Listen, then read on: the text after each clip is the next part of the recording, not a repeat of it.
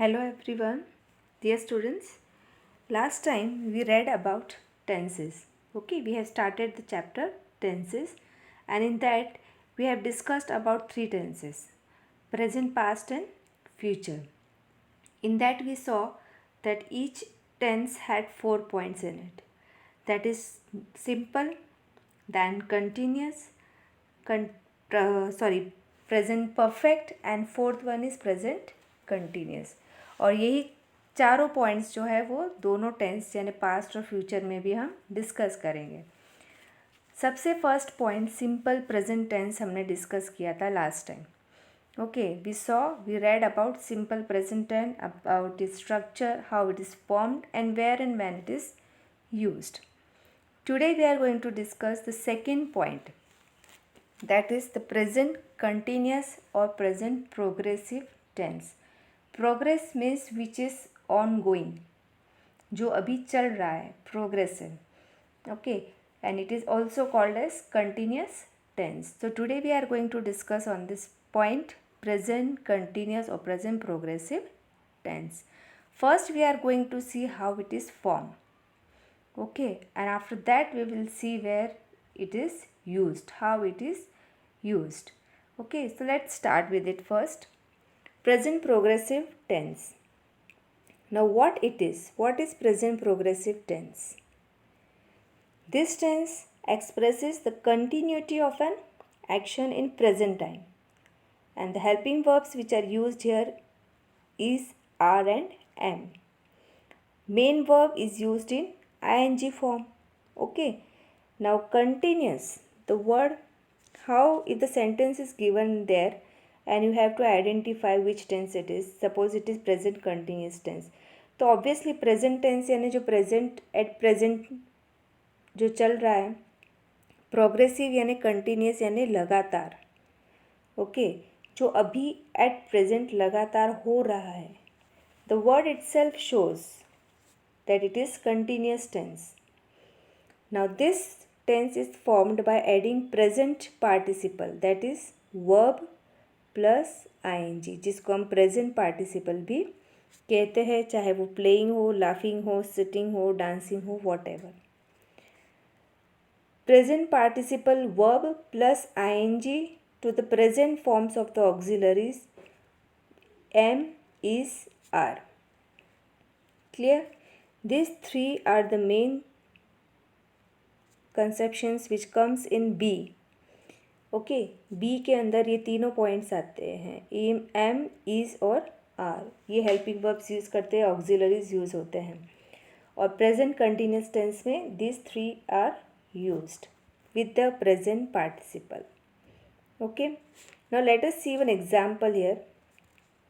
First I am going to write a structure over here, that is subject plus B form जिसमें ये तीनों आते हैं, am, is और are, plus verb ing and whatever the object is, full stop. Now let's see here. She is singing. Clear? This is intransitive verb having no object. यहाँ पर she के साथ is यूज़ किया है. ठीक है. So remember one thing, he, she, it. These are third person singular. Okay, तो इसके साथ हम यूज़ करते हैं इज. एम किसके साथ आता है? Only and only I. Got it? Are comes with they, you and we. Now you is also an singular person, but still this is an exceptional person. ये हमेशा कौन सा वर्ब लेता है? जो प्लूरल के साथ लगाया जाता है.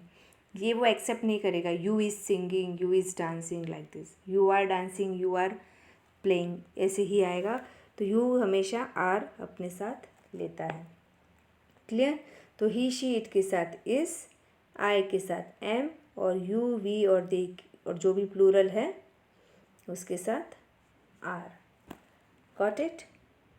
So this is the affirmative structure of present continuous tense. Okay, now let's move further towards how the negative is formed. The negative is formed by putting not after the auxiliaries. These are auxiliary verbs. इनके just बाद हम not लगा देते हैं और ये हो गया negative sentence. Okay, subject plus is am are what auxiliaries plus not and the verb ing. Clear? So here in this way the negative in present continuous tense is used. Next see the interrogative. Now the interrogative is formed by placing the auxiliaries before the subject. Okay, अब interrogative यानी क्या होता है? Question sentence है ना, जिसका answer सिर्फ yes या नो में होता है और उसके आगे होता है, पीछे होता है क्वेश्चन मार्क. ठीक है, अब इंट्रोगेटिव कैसे बनाना है? सिंपल सा एक सेंटेंस, यही सेंटेंस हम ले लेते हैं.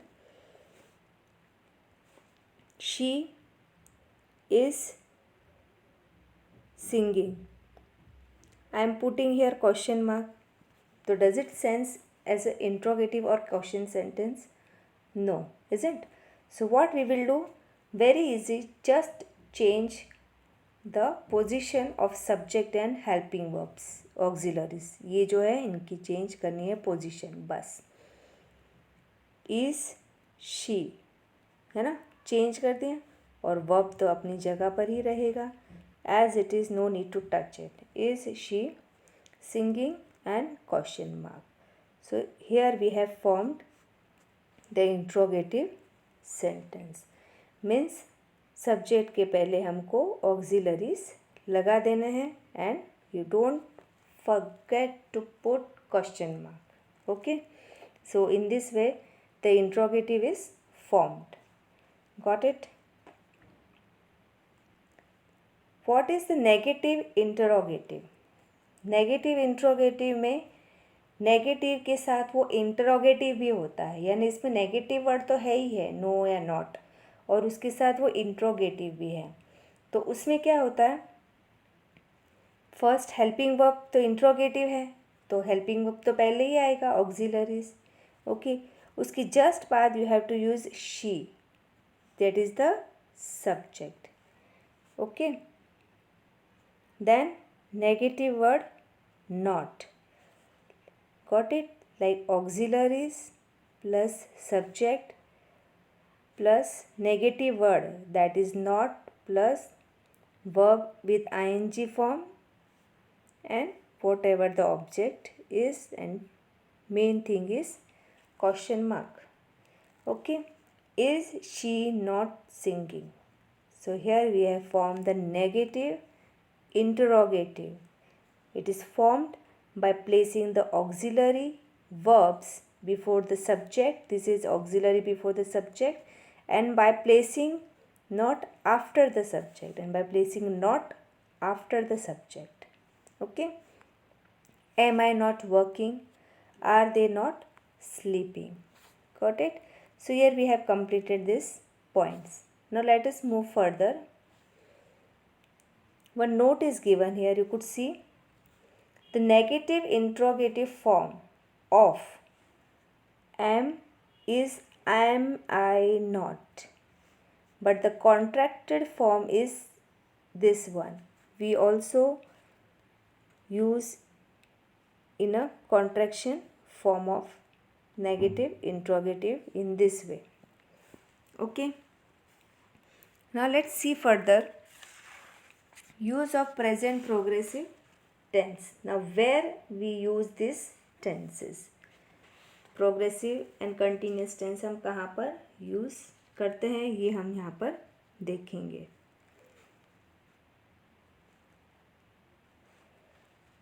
Uses of the present progressive tense. The present progressive tense is used for an action that is in progress, that is continuously going on at the time of speaking. Whenever, if you are speaking, you are talking about the thing, about the action which is going on at that time. Suppose if any person is doing something and we just say at the same moment, he is eating something, he is watching TV, she is doing her work. तो वो person वो action कर रहा है और हम किसी दूसरे पर्सन को उसके बारे में बता रहे हैं और talking about that person, about the action which is doing at that moment.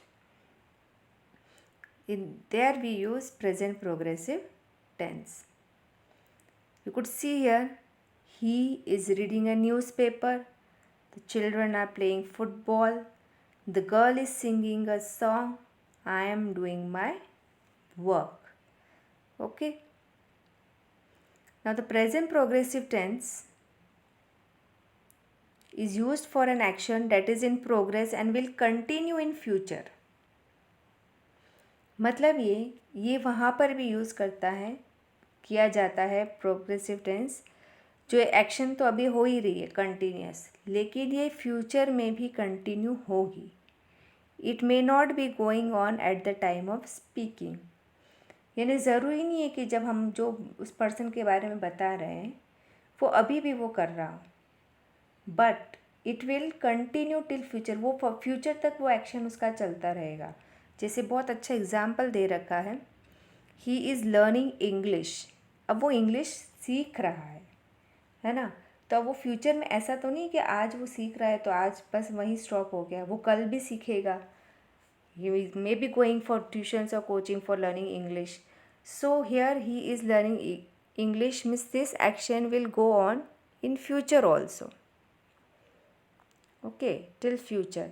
So that's why it is also used in such kind of action. My neighbor is writing a novel. Now the person is writing a novel means the novel will not end in a day, isn't it? Will keep on going till he ends up his writing, isn't? So it is also used in such kind of actions. Now here you see, it is used to describe an action that is planned to take place in the near future. Okay. It is used to describe an action that is planned to take place in near future. यानी उस action के लिए जो future में मतलब होने वाला है, it will take place in the near future. Like I am meeting him tomorrow.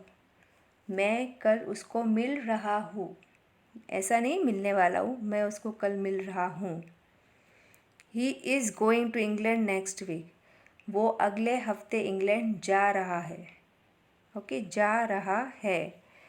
We use will. ठीक है. They are not coming here on Monday. वो मंडे को यहाँ नहीं आ रहे हैं. ठीक है. So this are the actions which are talked here, the verbs which are talked here are about future, that will take place in future, but still we use here present continuous tense.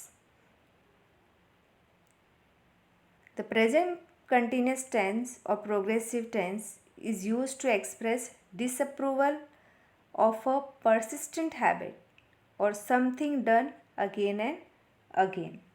Okay, मतलब वो जो habit जो बार बार होती है, वो जो continuous होती रहती है, जैसे कि still, in the present time, at this moment, और constantly, such kind of things. And दूसरी बात, we generally use adverbs such as always, constantly, repeatedly for that. Okay, उस चीज़ के लिए हम ये वर्ड्स भी यूज़ करते हैं. Now she is continually watching movies on TV. He is always doing one mischief or the other. अब ये जो एक्शंस आप देख रहे हो ये हैबिचुअल एक्शंस है. ठीक है. वो हमेशा उससे मिस्चीफ करता रहता है. ठीक है. और he is repeatedly making the same mistakes. वो बार बार एक ही मिस्टेक कर रहा है. तो ये जो एक्शंस जो बार बार रिपीटेडली हो रहे हैं, इसमें भी हम प्रेजेंट कंटिन्यूस टेंस यूज़ करते हैं. Making, by using this word repeatedly, constantly, they are constantly changing their statement, वो लगातार अपने स्टेटमेंट्स चेंज कर रहे हैं, अपनी स्टेटमेंट पर फिक्स नहीं है, यानी वो अपना एक्शन चेंज कर रहे हैं बार बार. So here also we use present continuous tense. Now see here, और कहाँ का हम यूज़ करते हैं, सबसे मेन चीज़ है verbs of perception. Now what is verbs of perception? Perception means feelings, जैसे कि see, smell, hear, taste, okay, know, understand. इन सब वर्ब्स के साथ हम प्रोग्रेसिव टेंस यूज़ नहीं करते हैं. ओके, प्रेजेंट कंटिन्यूस टेंस हम इन सब के साथ यूज़ नहीं करते हैं. For example, I want to show you one sentence. I see a picture, okay, and I am seeing a picture. तो कौन सा राइट है? I see a picture, not I am seeing a picture. It is wrong. तो जो words है see, smell, hear, taste, know, understand, hate, यानी जो feeling से रिलेटेड है, जो परसेप्शंस है, जो फीलिंग्स है, उनके साथ हम आईएनजी नहीं लगाते हैं. She believes in God, not she is believing in God. I hate you, not I M hating you. I hear a song, not I am hearing a song. So here we won't use these words. One more thing I want to show you, verbs showing possession. मतलब ये कि जो verbs possession show करते हैं, possession मतलब जो चीज़ आप possess करते हो. I have a dozen of horses. We won't say I am having a dozen of horses. ठीक है. possess जो ओन होता है, जो हमको बिलोंग करता है, जिसके लिए हम हैव यूज़ करते हैं, isn't. He possess a vast area of land. तो इन चीज़ों के साथ जो पोजेशंस होते हैं, ओके, पोजेशंस, इनमें हम प्रेजेंट कंटिन्यूस टेंस नहीं लगाते हैं या यूज़ नहीं करते हैं. आई एम हैविंग नहीं लगाते हैं, आई हैव यू होगा उसका. Clear? Okay. See here the points which I have shown you. Following verbs are not normally used in continuous or ing form. जैसे verbs of perception just मैंने अभी बताया, see, hear, taste, feel, smell, notice, prefer, please, recall. इनके साथ verb के साथ हम ing use नहीं करते हैं. verbs showing possession, own, belong, have. उसके बाद verbs regarding thoughts यानी विचार, जैसे know, feel, think, suppose, understand, realise, ये सारे this verbs are not used in present continuous or ing form. Got it? Now see, words like now, still, today, tonight, these days, nowadays, जैसे मैंने अभी थोड़ी देर पहले ही बोला था, at this time, at this moment, ठीक है, etcetera are present in the sentences of this tense. यानी ये जो हम सेंटेंसेस यूज़ देखते हैं, इनमें ये सारे वर्ड्स हमको देखने को मिलते हैं. Clear? Now we are going to see some rules add. जो आईएनजी लगते हैं वर्ड्स के लास्ट में, वर्ब्स के लास्ट में, तो उन वर्ब्स में क्या चेंज आता है. Okay, that thing we are going to see here. I think you people are quite known to this things, but still some students make mistake. Let us have a look over it. See, if a verb ends with e, then e is omitted while adding ing. जो word या जो verb e के साथ end होता है, उसके साथ हम क्या करते हैं, वो e हटा देते हैं और क्या हो जाता है, ing लगा के वो e omit हो जाता है. यानी कम में से हमने ई हटा दिया और ing लगा दिया, तो कमिंग हो गया.